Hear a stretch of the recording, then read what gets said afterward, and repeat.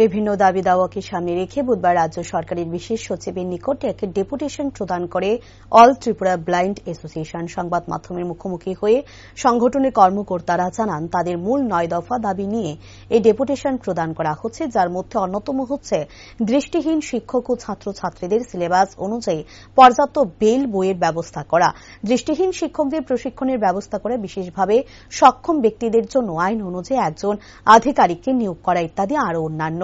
পাশাপাশি তিনি আশাবাদী রাজ্য সরকার তাদের দাবিগুলোর যৌক্তিকতা বিচার করে অবিলম্বে দাবি পূরণে প্রয়োজনীয় পদক্ষেপ গ্রহণ করবে।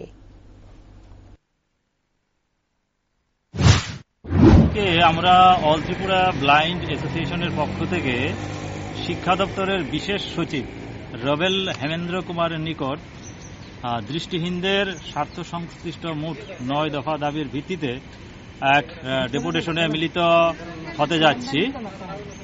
আমাদের যে দাবি হলো, আমরা যারা দৃষ্টিহীন শিক্ষক শিক্ষিকা বা দৃষ্টিহীন ছাত্রছাত্রী রয়েছে তাদের সিলেবাস অনুযায়ী ব্রেল বইয়ের ব্যবস্থা করা, দৃষ্টিহীন শিক্ষকদের জন্য বিশেষ প্রশিক্ষণের ব্যবস্থা করা, বিশেষভাবে সক্ষম ব্যক্তিদের অধিকার আইন 2016 অনুযায়ী বিদ্যালয় শিক্ষা দপ্তর এবং উচ্চ শিক্ষা দপ্তরে একজন বিশেষ দায়িত্বপ্রাপ্ত আধিকারিক নিয়োগ করা, প্রমোশন এবং নিয়োগের ক্ষেত্রে আমাদের যে আইন রয়েছে বিশেষভাবে সক্ষম ব্যক্তি অধিকার আইন, সেই আইন অনুযায়ী যে 4% সংরক্ষণ সেটা যথাযথভাবে মানা।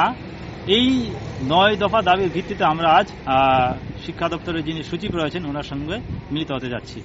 আপনার পরিচয়টা? আমি মিঠুন সাহা, সাধারণ সম্পাদক অল ত্রিপুরা ব্লাইন্ড অ্যাসোসিয়েশন।